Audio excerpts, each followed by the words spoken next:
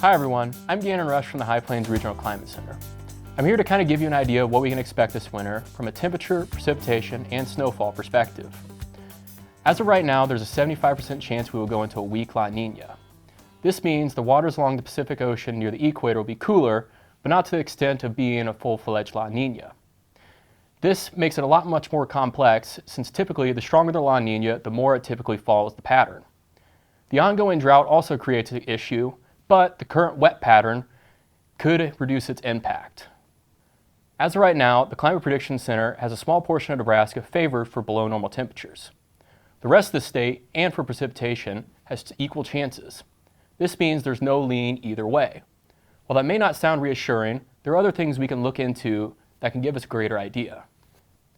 These graphics from the NOAA Physical Sciences Laboratory show the probabilities based on previous weak La Niñas. Nebraska, typically during weak La Niñas, has a chance of below normal temperatures. Precipitation is much more complex, with the southern part of the state showing below normal precipitation, while the northwestern part of the state shows above normal precipitation. The final graphic we can use is from the NOAA ENSO blog, which shows snowfall compared to normal during weak La Niña winters. Broadly speaking, Nebraska has a chance of above normal snowfall across the state. Putting this all together, we can get a general idea of what may happen this winter. In previous years with this setup, we've had several brutal cold outbreaks, which I would expect a few this year as well.